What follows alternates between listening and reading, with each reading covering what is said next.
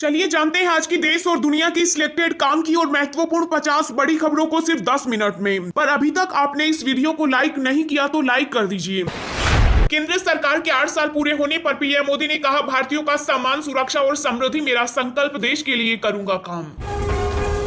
प्रधानमंत्री नरेंद्र मोदी ने पीएम किसान सम्मान निधि योजना की 11वीं किस्त की जारी, 10 करोड़ से अधिक किसानों के खाते में आई राशि।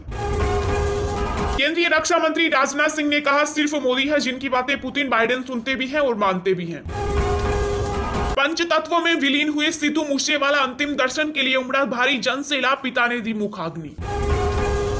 देश में फिर से बढ़ सकते हैं पेट्रोल और डीजल के दाम, $120 के पार पहुंचा कच्चे तेल का भाव।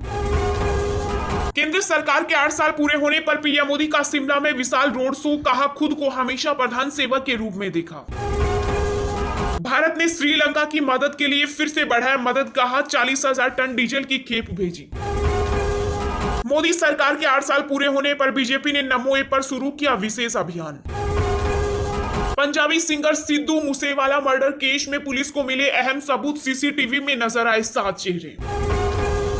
केंद्रीय सड़क परिवहन और राजमार्ग मंत्री नितिन गडकरी ने कहा, भारत की सड़कें साल 2024 तक अमेरिका से बेहतर होगी।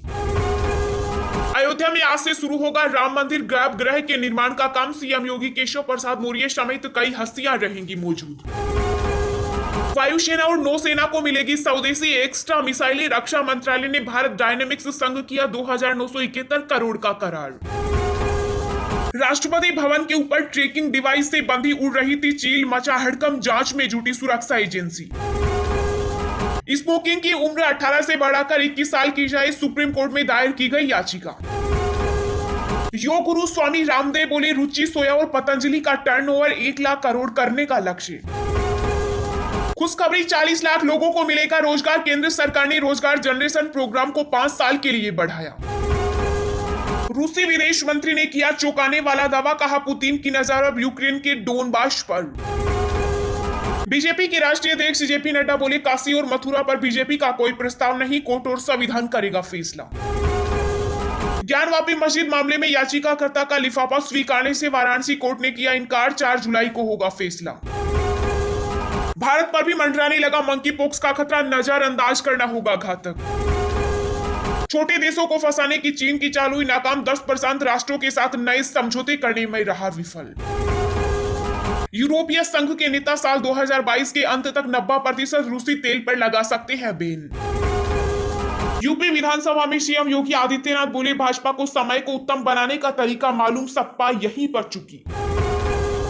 मशहूर पंजाबी सिंगर सिद्धू मूसेवाला की हत्या के बाद बेवकूफ पर मान सरकार, कैबिनेट मीटिंग और विधायकों का ट्रेनिंग सेशन रद्द। आर्यन खान ड्रग्स केस की जांच से जुड़े पूर्व एनसीबी अधिकारी समीर वानखेड़े का चेन्नई तबादला। केंद्रीय मंत्री स्मृति ईरानी ने कांग्रेस पर साधा निशाना, कहा नेहरू और गांधी परिवार ने अपना खजाना भरा लेकिन अमेठी की चिंता नहीं की। कांग्रेस नेता राहुल गांधी ने मोदी सरकार पर लगाया बड़ा आरोप, कहा काले धन को सफेद करने के लिए हुई थी नोटबंदी। पंजाब और हरियाणा हाई कोर्ट आप सरकार से पूछा क्यों कम की गई मूसेवाला की सुरक्षा, 2 जून तक देना होगा जवाब। पश्चिम बंगाल की सीएम ममता बनर्जी ने केंद्र सरकार को बताया मिलावटी, कहा 2024 में बीजेपी की नो एंट्री। पंजाब पुलिस कर सकती है मेरा एनकाउंटर, कोर्ट में गैंगस्टर लॉरेंस बिश्नोई ने लगाई गुहार, मूसेवाला मर्डर केस में है आरोपी। राजस्थान में निःशुल्क ड्रेस के लिए कपड़ा देगी गहलोत सरकार, स्कूलों को ही सिलानी पड़ेगी बच्चों की यूनिफॉर्म। सिद्धू मूसेवाला की हत्या के लिए एसएडी प्रमुख सुखबीर बादल ने मुख्यमंत्री भगवंत मान को ठहराया जिम्मेदार। कांग्रेस का साथ छोड़ चुके हार्दिक पटेल भी होंगे भगवाधारी, 2 जून को थामेंगे बीजेपी का दामन। रेल यात्रियों के लिए जरूरी सूचना, यात्रियों की सुविधा हेतु 37 जोड़ी ट्रेनों में बढ़ाए गए 64 डिब्बे, सफर होगा आरामदायक। आईपीएल के बाद अब टीम इंडिया 5 जून से T20 सीरीज की करेगी तैयारी, 2 जून को भारत आएगी दक्षिण अफ्रीकी टीम।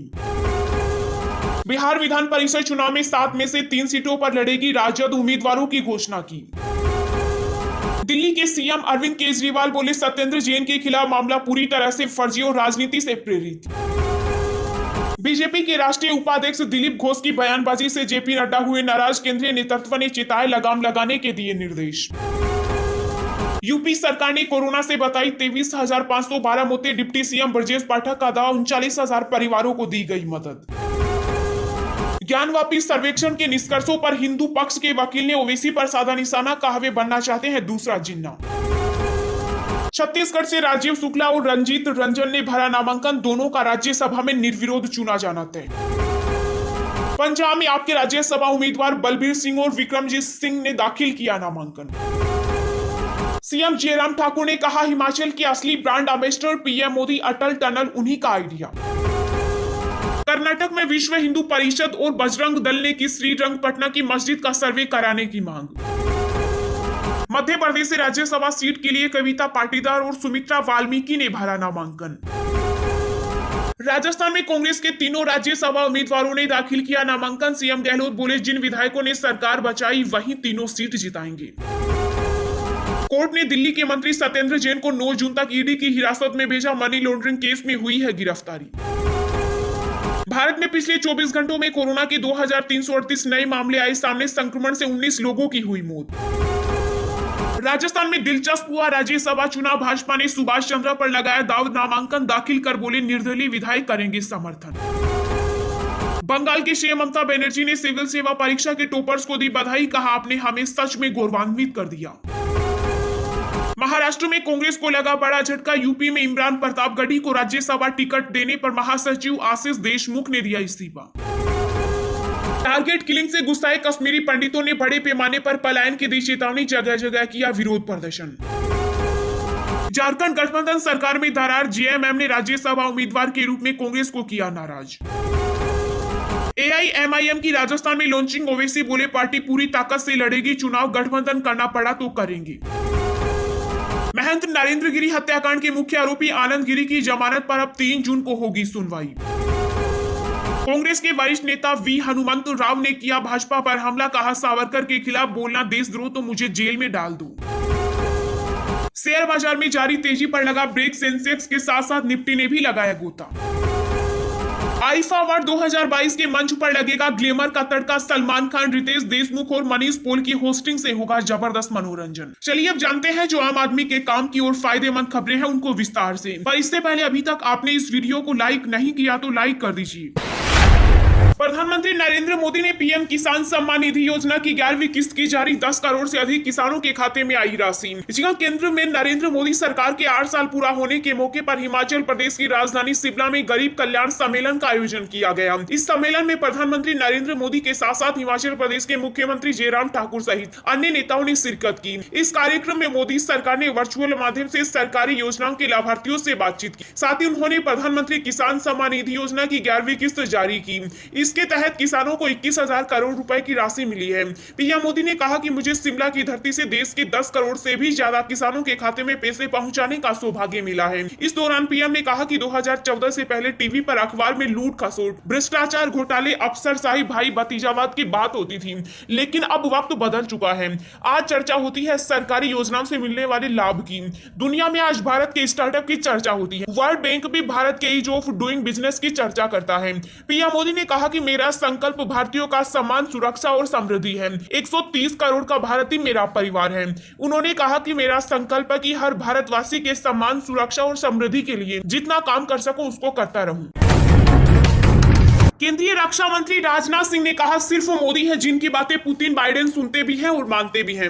रक्षा मंत्री राजनाथ सिंह ने एक कॉन्क्लेव में रूस यूक्रेन युद्ध में भारत के स्टैंड पर बात करते हुए कहा कि आपने देखा होगा कि रूस यूक्रेन युद्ध में प्रधानमंत्री नरेंद्र मोदी की भूमिका की सराहना देश के विपक्ष और दुनिया के कई देशों ने भी की है। रक्षा मंत्री ने कहा कि जब मैं 20-25 दिन पहले अमेरिका गया था तो वहां राष्ट्रपति जो बाइडेन से भी हमारी बात हुई थी। विदेश मंत्री जयशंकर भी हमारे साथ थे। उन्होंने कहा पहले मुझे लगता था कि भारत का जो रोल यूक्रेनी संकट को लेकर है उसे लेकर अमेरिका कुछ ना कुछ जरूर बोलेगा, लेकिन अमेरिका कुछ नहीं बोला।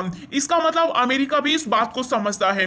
राजनाथ सिंह ने कहा कि आज हमारे प्रधानमंत्री को छोड़कर दुनिया में कोई दूसरा ऐसा नेता नहीं है जो रूस के भी राष्ट्रपति से बात कर सके और अमेरिका के राष्ट्रपति से भी बात कर सके, और यही नहीं यूक्रेन के राष्ट्रपति से भी बात करके अपने लोगों को वहां से निकाल सके।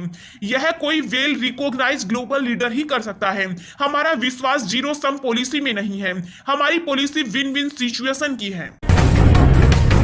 मोदी सरकार के 8 साल पूरे होने पर बीजेपी ने नमो ऐप पर शुरू किया विशेष अभियान। जी हां, प्रधानमंत्री नरेंद्र मोदी के नेतृत्व वाली सरकार के सत्ता में 8 साल पूरे होने पर बीजेपी ने सेवा, सुशासन और गरीब कल्याण के 8 साल के लिए नमो ऐप पर एक डिजिटल अभियान शुरू किया। आधिकारिक विज्ञप्ति के अनुसार नागरिक माल ऑटोग्राफ वाली किताबें और पीएम मोदी के साथ बातचीत करने का मौका भी जीत सकते हैं। इसमें गेमिफिकेशन द्वारा संचालित बहुत सारी विशेषताएं भी हैं। नए डिजिटल अभियान के बारे में बोलते हुए प्रधानमंत्री मोदी ने ट्विटर पर कहा कि पिछले 8 साल लोगों की आकांक्षाओं को पूरा करने में रहे हैं। इस दौरान हमारा संकल्प रहा है सेवा, सुशासन और गरीब कल्याण। कार्यक्रम के दौरान भाजपा की राष्ट्रीय अध्यक्ष जेपी नड्डा के साथ केंद्रीय मंत्री स्मृति ईरानी और अनुराग ठाकुर भी मौजूद रहे।